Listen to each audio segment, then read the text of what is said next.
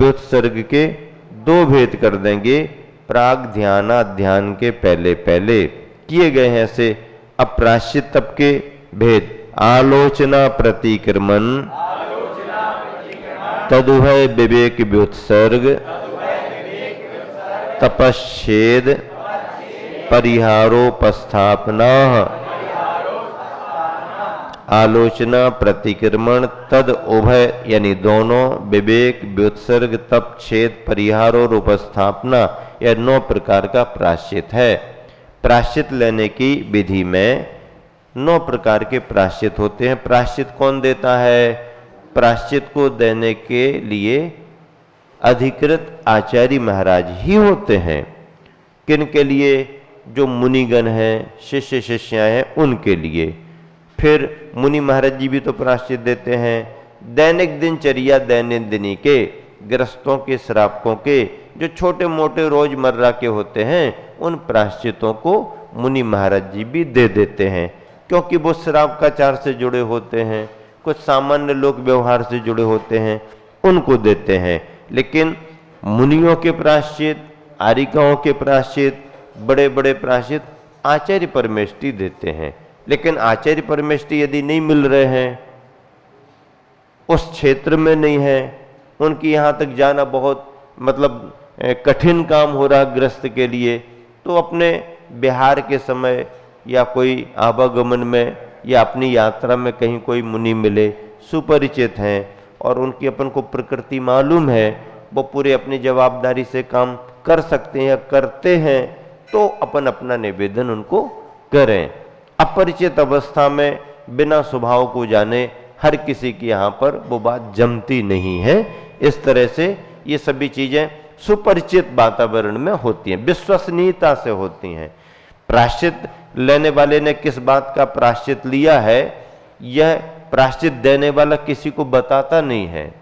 हाँ, एक खासियत होती है, नियम होता है कि प्रायश्चित लेने वाले ने किस विषय में किस तरह का निवेदन करके प्रायश्चित लिया है, प्रायश्चित देने वाला किसी दूसरे को बताएगा नहीं।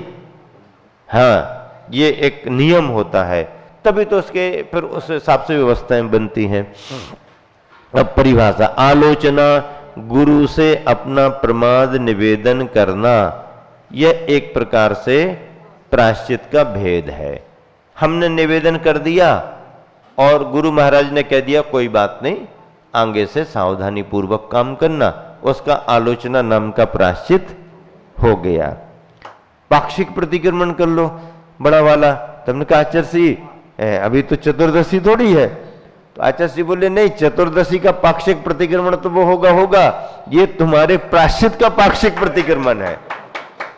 मतलब खाने पीने का ही त्याग हो ऐसा नहीं है। प्रायश्चित में कुछ पाठ करने का भी प्रायश्चित दे सकते हैं। कभी कभी हमारे पास श्रावक श्राविका आती, महाराज जी वो क्या है, बहुत बीमार रहते हैं, ऐसा है वैसा है, प्रायश्चित दे दो।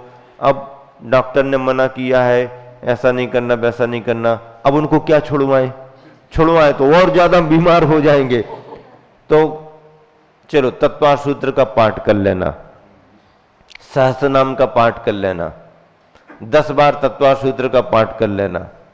और क्या, खाना पीना छोड़ नहीं सकते हो, दवाई लेते रहते हो, प्रायश्चित लेना है तो चलो दिन भर में 1 घंटा मौन रहना। मौन रहना महाराज, ये भी कोई प्रायश्चित है? हाँ, ज्यादा बोलने से वातावरण गड़बड़ होता है ना, मौन रहना ठीक है, ये भी प्रायश्चित है। हाँ, ये भी प्रायश्चित हो सकता है, क्या बात हो गई। खाने पीने का त्याग करना ही प्रायश्चित थोड़ी होता है, हाँ वो भी है।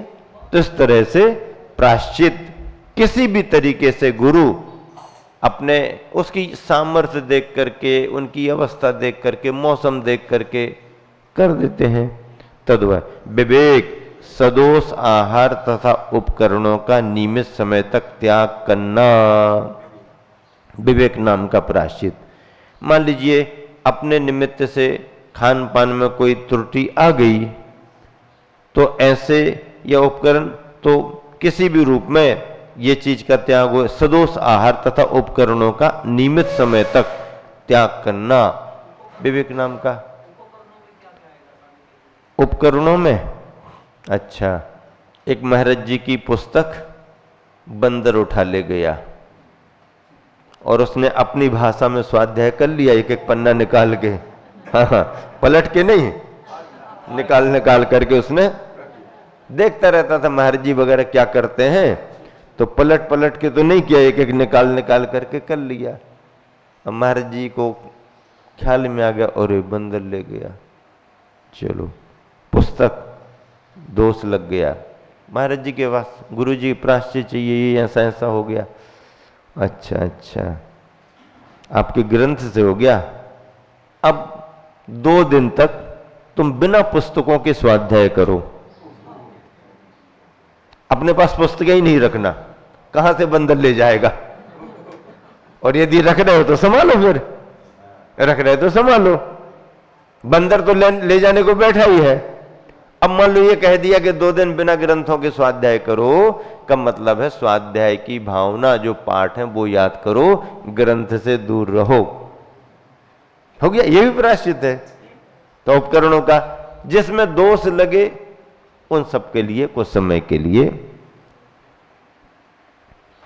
सदोष आहार मान लो लेने में आ गया, उपकरण में कोई त्रुटि हो गई तो नियमित समय तक उससे दूर रहना, बचना, अपनी चर्या करते हुए उससे बचना। ब्रह्मचारी था मैं, अब संघ की व्यवस्था सेवा तो अपनी जवाबदारी है, कर्तव्य है। 2-3 ब्रह्मचारी थे, हम लोग करते थे।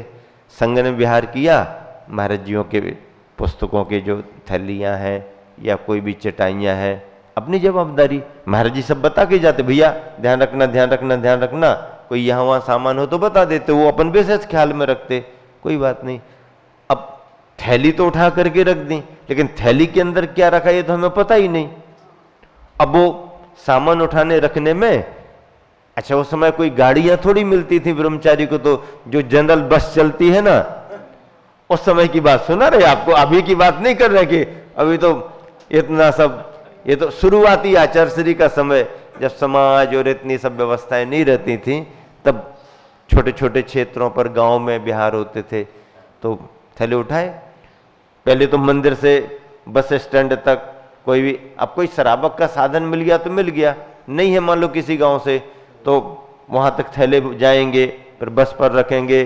कोई शराबक साथ देता था, वो भैया जी को बिठाल देगा, वही टिकट कटा के दे देगा भैया जी को भैया ये ले जाओ। अब आगे जाएंगे, गांव वाले तो प्रतीक्षा करते हैं कि आ रहे हैं, तो चले गए। अब वो उठाने रखने में कुछ ध्यान नहीं रहा। महाराज जी ने समय पर देखा होगा, चश्मा रखा था उनका, वो दब गया, टूट गया। अब महाराज जी ब्रह्मचारी पर, ऐ क्या करता है, ऐसा करता, वैसा करता, ये करता, वो करता, चश्मा टूट गया हमारा, सावधानी से नहीं।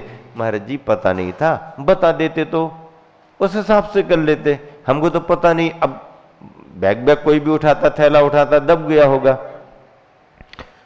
नहीं, तुमको प्रायश्चित लेना पड़ेगा हमें। अब और डर लग गया, आपके पास तक बात रहती तो अब आचार्य श्री के पास जाना पड़ेगा, प्रायश्चित लेना पड़ेगा, ये तो मामला बहुत, अपन ने व्यवस्था भी बनाई और प्रायश्चित भी लेना पड़ेगा। हाँ जाओ आचार्य श्री से प्रायश्चित लेके आओ, तुम, हमारा चश्मा टूट गया। अब महाराज जी ने हमको कह दिया, नाम नहीं पूछना महाराज जी का, नहीं तो नाम पूछने लगो, नाम नहीं बताएंगे। क्यों? अब डरते डरते आचार्य श्री के पास गए। आचार्य श्री, गलती हो गई, हमको ख्याल नहीं था, थैले के अंदर कहीं रखा होगा, तो वो चश्मा टूट गया। अब वो महाराज जी ने कहा है प्रायश्चित लेने जाओ आचार्य श्री से। अच्छा, आचार्य ने पूरी बात सुन ली। कैसे, क्या किया तुमने? आचार्य श्री, आपका बिहार हो गया, सब सामान उठाया, शराबकों के साथ में बस में लाए, बस पर रखा, बस पर से उतारा, मंदिर में रखवाया। अब शराबक काम कर रहे थे, हमको पता नहीं किससे क्या दब गया, टूट गया। अच्छा, ठीक। आचार्य श्री, प्रायश्चित, सावधानी रखना, ध्यान रखो, जाओ। हम उठने लगे, बोले महाराज जी को भेजो जिनका चश्मा टूटा है। अब महाराज जी, आचार्य श्री आपको बुला रहे। अब जैसे हमने कहा तो उनके चेहरे पर भाव, ये तो मामला उल्टा हो गया। अभी हम ब्रह्मचारी को फंसा रहे थे, अब तो आचार्य श्री हमको बुलाए। नमोस्तु आचार्य। क्या चश्मा टूट गया? हाँ। किसका था? अच्छा अच्छा, हमारा था। अच्छा, तो ब्रह्मचारी प्राश्चित लेगा? चश्मा तुम्हारा था, ब्रह्मचारी प्राश्चित लेगा क्या? आचार्य आपको प्राश्चित लेना पड़ेगा, चश्मा आपका था। उसको क्या पता थैले में कहा? आपने बताया था क्या उसको? नहीं बताया हमने। नहीं बताया तो वो कैसे क्या करता? और सामान आया आ जाए, नुकसान किसका हुआ? उपकरण किसका था? प्राश्चितम। जी आचार्य जो प्राश्चित तो देखो आचार्य ऐसे होते हैं, और नियम के अनुसार ठीक है भाई, उपकरण जिसका है, यदि आपने बताया होता और हम लापरवाही करते तो हमारी जवाबदारी थी। हमको क्या पता, पुस्तक पर वजन पड़ जाए कुछ नहीं होता है, लेकिन चश्मे पर नरम है तो उसको सावधानी से अलग रखना पड़ता है। ऐसा होता है। व्युत्सर्ग ममत्व भाव से रहित होकर कुछ समय के लिए कायोत्सर्ग करना। हाँ, बस शांत भाव से बैठ गए, मोह माया अपने शरीर से छोड़ दिया, सर्दी गर्मी के हिसाब से बैठ गए कुछ समय के लिए, जितना जिसको। तब उपवास आदि करना, छेद एक दिन एक पक्ष महीना आदि की दीक्षा का भंग करना। कोई ऐसा कारण आया और उसने अपना निवेदन किया तो गुरु किसी को अपनी दीक्षा के हिसाब से एक दिन के लिए, 15 दिन के लिए, महीना भर आदि आदि उसको पीछे कर देंगे। ये दीक्षा का भंग माना जाता है। ये भी छेद नाम का प्रायश्चित है। परिहार, कुछ समय के लिए संग से उनका विहार अलग करा देना, आपको अलग ही विहार करना पड़ेगा और इतने समय तक यही करना पड़ेगा, ऐसा करना पड़ेगा। तो ये परिहार नाम का प्रायश्चित। उपस्थापन, आने जाने के हिसाब से संघों का विहार कराना अलग है, वो दूसरे ने प्रभावना के निमित्त या संघ की व्यवस्था के निमित्त, लेकिन प्रायश्चित के रूप में करना 1 साल के लिए, 2 साल के लिए ऐसा। उपस्थापन, पुरानी संपूर्ण दीक्षा का छेद कर फिर से नई दीक्षा देना, यह प्रायश्चित संघ के आचार्य ही देते हैं, ऐसा शास्त्रों में लिखा है। विनय तप के 4 भेद, ज्ञान दर्शन चारित्रोपचारा। ज्ञान विनय, दर्शन विनय, चारित्र विनय और उपचार विनय, यह 4 प्रकार के। ज्ञान विनय, आलस्य छोड़कर आदर पूर्वक योग काल में शास्त्र पढ़ना, अभ्यास करना आदि। दर्शन विनय, शंका आदि दोष रहित श्रद्धान करना। दर्शन यानी जिन मत के प्रति, सम्यक दर्शन के प्रति शंका आदि दोष नहीं करना, श्रद्धान करना, सम्यक दर्शन। चारित्र विनय, चारित्र को निर्दोष रीति से पालना। उपचार विनय, आचार्य आदि पूज्य पुरुषों को देखकर खड़े होना, नमस्कार करना, उनके पीछे पीछे चलना आदि, ये उपचार विनय है। अपने गुरु हैं, ऐसा लिखा है मूलाचार में कि गुरु की आज्ञा से मुनि संग विहार करते हैं, और कोई मुनि संग विहार कर रहा तो रास्ते में जो भी उन्हें मोक्ष मार्ग के उपकरण मिले उन्हें स्वीकार करे और गुरु के मिलने पर उनको भेंट करे। हाँ, जैसे मान लो विहार कर रहे, किसी ने कहा महाराज जी हमारे पास नई पिच्छिका बनी रखी हुई है, इसका उपयोग आप करें, हमें क्या करना, हमें आवश्यकता तो हमने ले ली, नहीं है तो उसको रख ली और गुरु के पास उसको भेजा दी। संग में उनको जो उपयोग करना होगा। किसी ने ग्रंथ भेंट किया, विशेष ग्रंथ है, अपने योग्य अपन ने कर लिया, नहीं है गुरु के पास भेजा दिया, गुरु संग में किसी का उपयोग कर लेंगे। ये है। शिष्य वगैरह भी मिलते हैं, कोई धार्मिक व्यक्ति मिल गया, कोई विशेष वैया वृत्ति में दक्ष मिल गया, कोई मोक्ष मार्ग पर आगे बढ़ने की भावना रखने वाला मिल गया, उसको परिचित करो, अच्छे से बुलाओ, समझाओ, उसको पक्का करो, और फिर उसके बाद में जो तुम्हें मिला है उसे कहाँ भेजो। हाँ, सील कहाँ लगवाना, हाँ, ब्रांड वहां की होना, अपनी अपनी ब्रांड नहीं होना। हाँ, अपन तो एक एजेंसी से काम कर रहे हैं ना, एजेंसी के थ्रू काम कर रहे हैं, एजेंट है, मार्केट में सेल्समैन बन करके निकले। माल किसका है? बाबजी महाराज दिग्रस बड़े बाबा का है, कुंडलपुर के बड़े बाबा का, किसका है? गोमटेश बाहुबली, कन्नड़ दल्ली, हाँ, हसन गोमटेश बाहुबली, हाँ, भगवान का है, गुरु का है, उनकी कृपा से अपन व्यवहार कर रहे, समाज में प्रभाव न कर रहे। जो अपन को योग मोक्ष मार्ग के साधन मिलते हैं उनको ग्रहण करके अपने गुरु तक भेजाना और उनका आशीर्वाद प्राप्त करना, ये उपचार विनय में आता है। इस तरह से यह सभी चल रहा है। अब और सूत्र भी आगे बढ़ाने हैं। आचार्योपाध्याय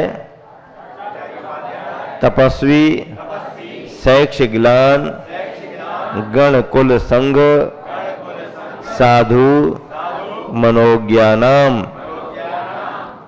हाँ, ये इन सब की वैयावृत्ति के 10 भेद हैं। आचार्य की वैयावृत्ति, जो मुनि पंचाचार का स्वयं आचरण करते हैं और दूसरों से आचरण कराते, वो आचार्य, उनकी वैयावृत्ति। उपाध्याय, जिनके पास मुनिजन शास्त्राभ्यास करते हैं। तपस्वी, तपस्या में संलग्न रहने वाले साधु तपस्वी हैं। शैक्ष, शिक्षा लेने वाले साधु शैक्ष हैं।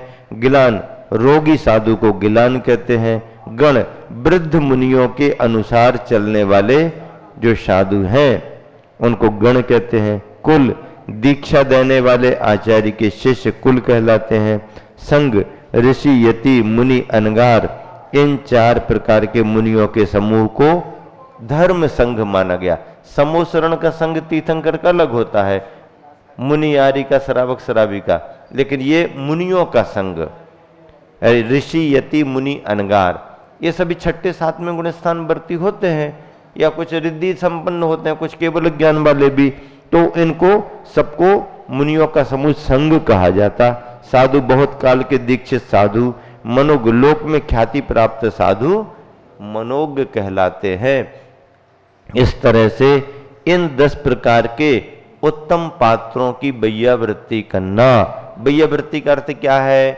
उनके अनुकूल कार्य करना, जिससे उनके स्वास्थ्य में, स्वाध्याय में, साधना में वृद्धि हो। स्वास्थ्य स्वाध्याय साधना में गिरावट आए, बाधा बने, ऐसी वैयावृत्ति नहीं होना।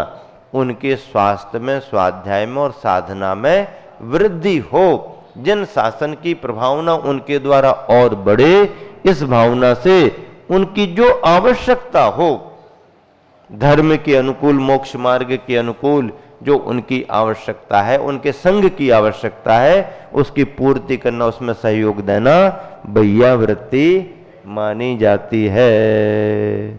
बस इतना ही रखते हैं।